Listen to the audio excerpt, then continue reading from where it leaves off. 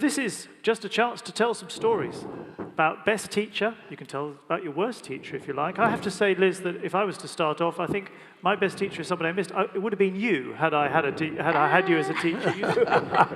That lecture was just so beautiful. So thank you very much indeed. Thank you.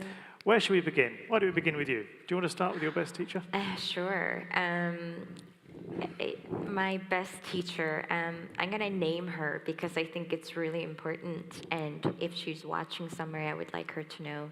Her name is Judith Arkbauer, and when I was 9 years old, I had immigrated to the States for the first time speaking not a single word of English, and this is 80s, small town Ohio, and I didn't belong there. I didn't know how to belong there, and I remember one very significant moment was I was at recess, sitting by myself, watching kids play jump rope, and I wanted to jump in, and I didn't know how.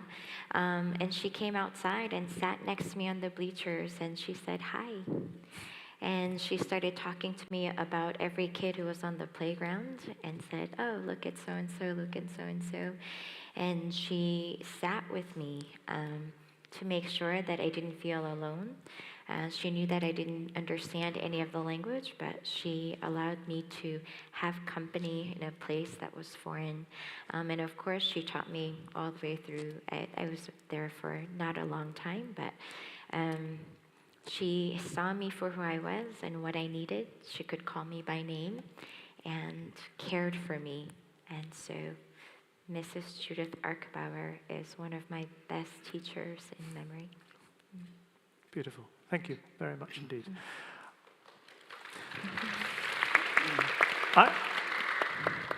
There's no order for this. We can go along the line, but feel free to interrupt each other as you go along. So, Hartmut, do you want to go?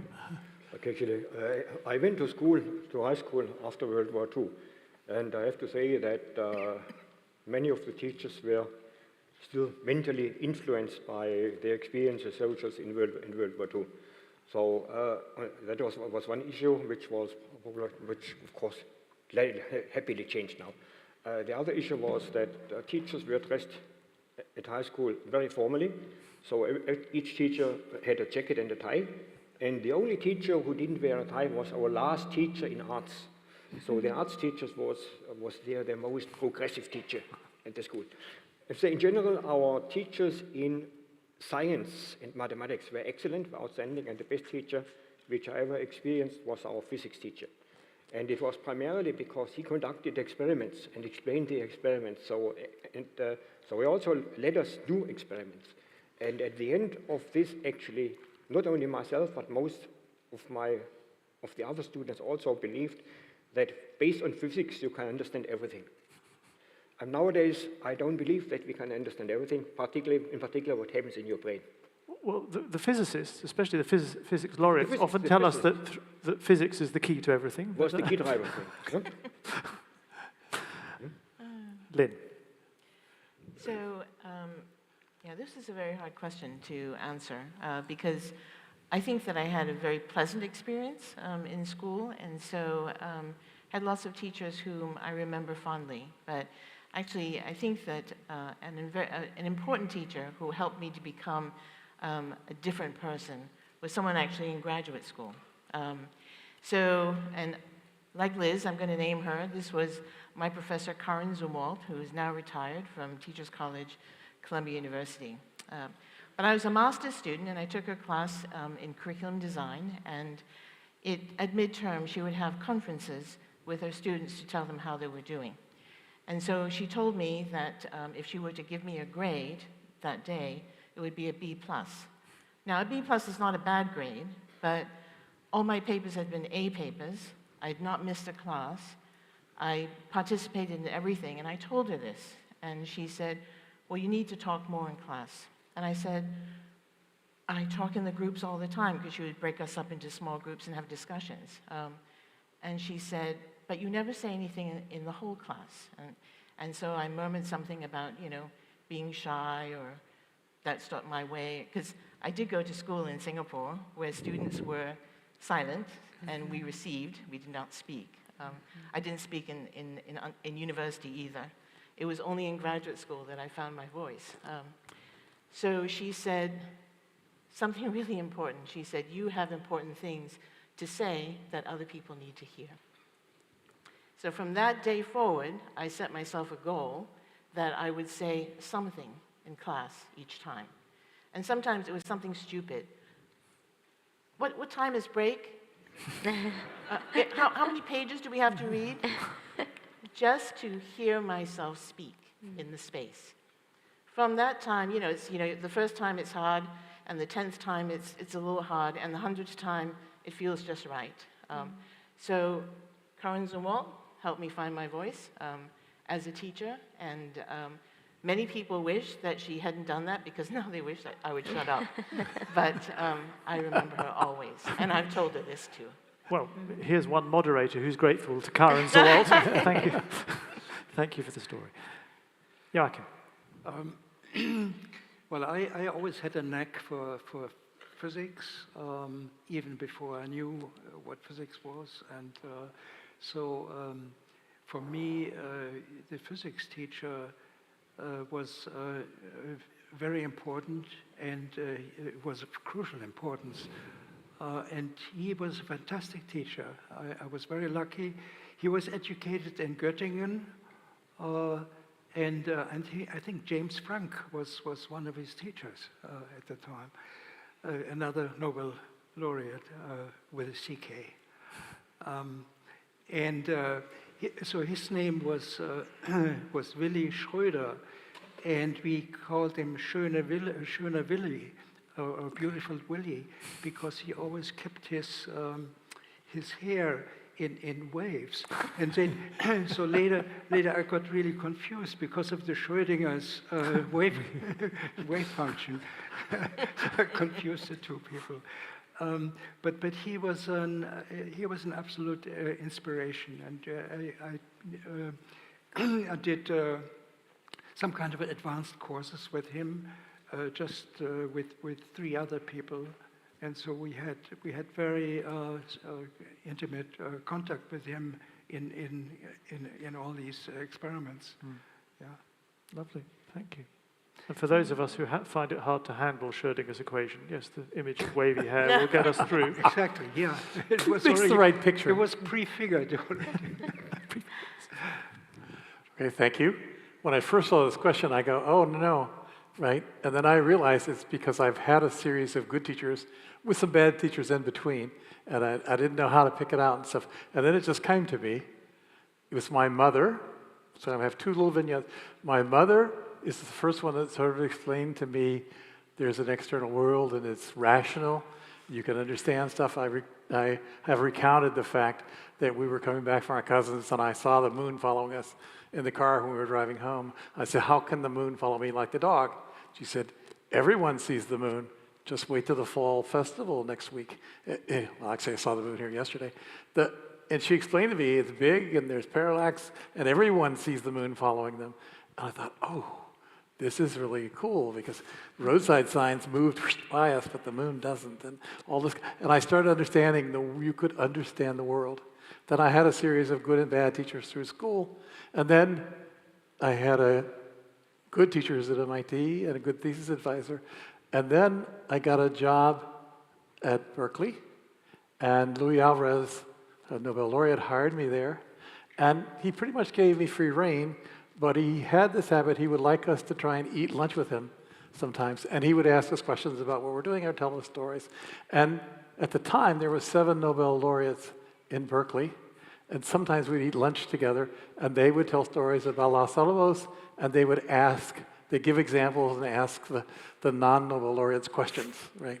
Sort of a grilling. And one day, I'm sitting at the table. And I'm the only not Nobel laureate. Everyone else has a Nobel laureate, right? And it's not me thinking, well, I'll get one someday. It's me thinking, oh, God, I hope they don't ask me really hard questions. I'm sitting there so that I can learn and do this kind of stuff, but they're going to ask me hard questions. And they did. You learned that they were people, and you learned they worked hard, and they were smart, and they had skills, and they did this stuff. But they asked you questions, and they made you think. And so I started doing that. When I was here at IWA, I used to take the grad students, postdocs, at least 4 days a week to lunch, and I'd ask them questions like, what's the best material to make a hot pot out of? And they had to figure out, could you make a better design for a hot pot? Or this is just a solar flare in the sun, when's it going to make it dangerous for you to fly over to Japan, right? I ask them these questions and they have to figure stuff out. So I've tried to carry on the tradition of the previous generation of Nobel laureates and so forth, including, just before this last week, I had lunch with graduate students and postdocs, and I asked them, what did they learn from the Oppenheimer movie? What was the big thing that they learned out? Because that was a big thing in my day, because I kept hearing about, Los Alamos. But So they made it live for me. They made me pay attention. because I suppose everybody, when they're little, asks questions. That moon question seems to be pretty special. But they ask questions. My mother was a teacher, then she became a science teacher, and then a principal. And my parents valued education, and my mother even more so, went back to graduate school and got her degree, while I was a young student, right? Right? So it's an example. And I would say it's genetically built into all mammal parents, maybe all animal parents, to make sure their kids get the best education and do survive the best. That's evolution. So when we talk about education, people want the best education for their kids. The better parents they are, the better they're going to do that. Thank you. Lin, I noticed you're surrounded on all sides by Nobel laureates. You're repeating it's just normal. experience. If they start asking you questions, lucky you have your voice.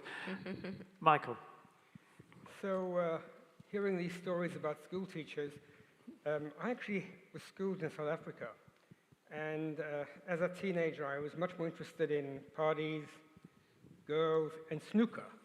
And in fact, it was snooker that kind of gave me my big break, because once I came back extremely late at night from snooker, and my mother grounded me, which ended up me working harder and so on. But thinking about my best teacher, and I've, like George, met many, many Nobel laureates in Cambridge, where I was studying, but one really stands out. So I knew Francis Crick quite well, John Kendrew, Aaron Klug, and Max Perutz. And Max Perutz, for me, was the true genius, not because he invented protein crystallography, which he did, but because he had a touch, a social touch, a human touch that was quite amazing. And one example of this, and there's probably two I can give, is that Perutz ran the MRC lab. He founded it, a lab that ended up getting 28 Nobel Prizes for a lab of 300 people and maybe an alumni staff of 3,000. Perutz invented protein crystallography. John Kendrew worked as Perutz's assistant. But what isn't known is that when Crick and Watson were writing the famous DNA paper, Crick was actually Max Perutz's PhD student. Not only that, Max Perutz is said to have shown Perutz and Watson the critical photograph from Rosalind Franklin. But it's not Watson, Crick, Perutz. Perutz isn't even thanked on that paper. So Perutz realized that giving young people independence and responsibility was the essential thing needed in science then. Another experience, I was doing a PhD in Cambridge, and third year PhD, I got a phone call from Max Perutz to our house, not his secretary, saying he had just won the Royal Society Copley Medal.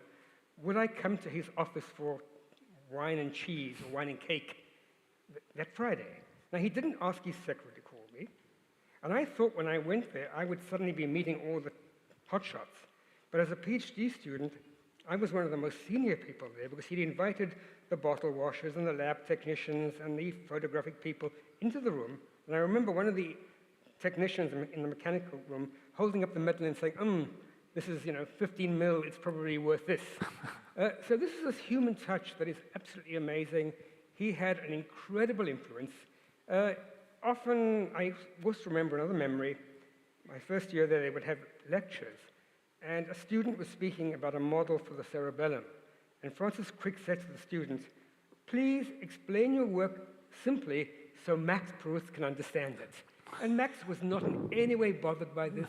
He thought this was totally appropriate. So I think we realized that science is a mixture of great people doing great discoveries, but also of humanity, of empathy, of not elevating yourself. So he was definitely my greatest teacher.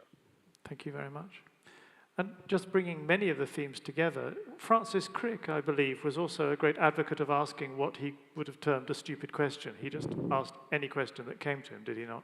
Crick was amazing, but in some ways, the most amazing of the Cambridge scientists was Sidney Brenner.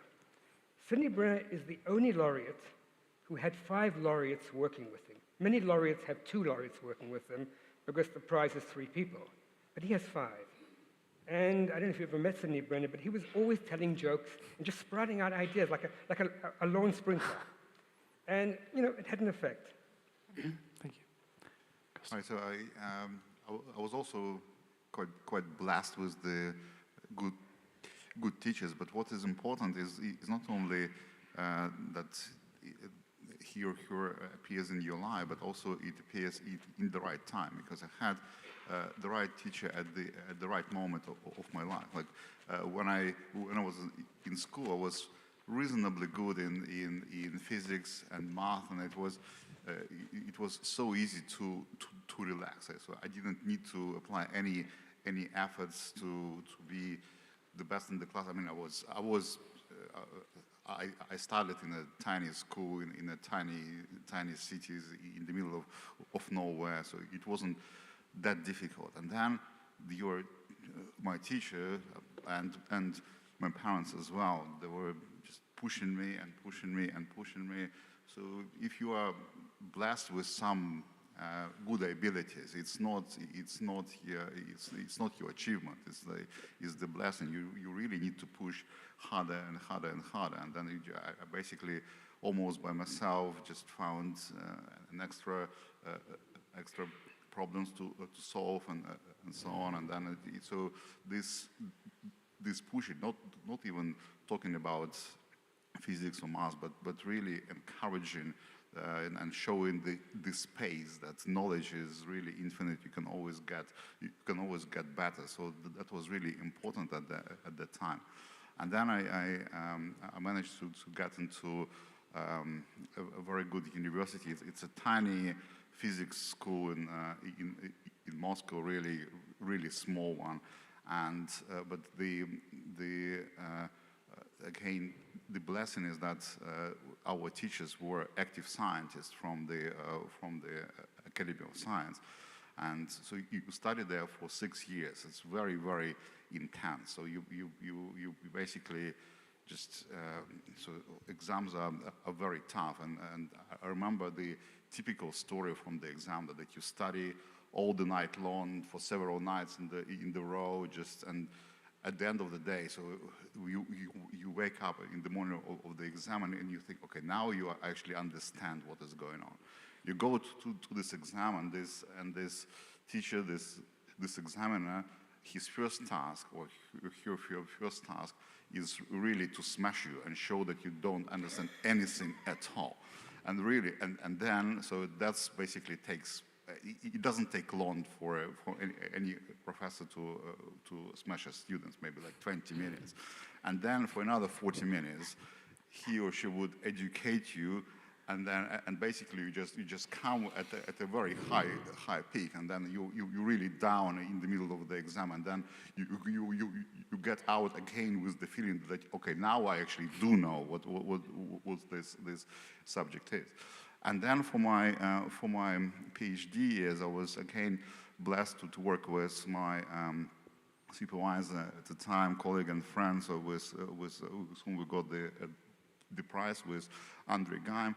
And it was really helpful because he, I mean, not probably deliberately, but at least I could see how you can learn how to do science, because so they teach us physics, math, biology, but that's subjects, though that's not science. Science is a very strange object which is probably very difficult to define positively, because science is everything which is outside of the known mass of knowledge. So something new, something which doesn't exist yet. So how do you search for something which doesn't exist? And then and it's really tricky to create your own methodology for science, and that's what I was blessed to learn from my colleague.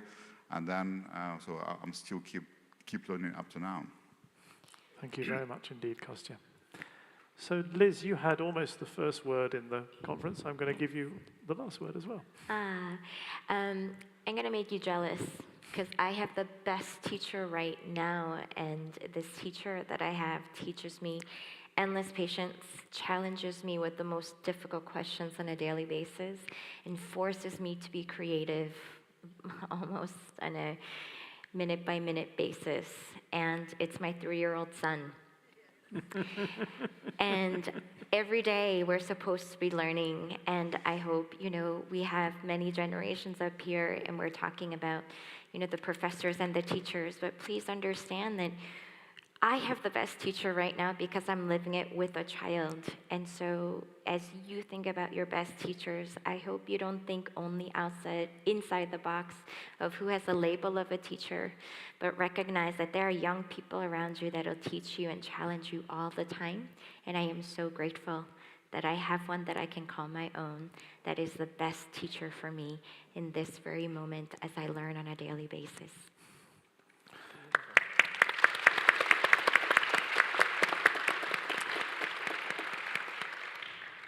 Beautifully said, Liz. Yes, as the possessor of a 17-year-old child, I would say, yes, they do certainly challenge you all the time, and I'm not sure everything they teach you is... Well, anyway, that's another story, another story for another day. They teach you patience. It's a good skill in life. Yes, very important. That's been a beautiful discussion. Thank you all very much indeed. A lovely way to finish this conference. That's it for today. We have closing comments from 2 people. First will be Lara Spreckmann, CEO of Nobel Prize Outreach.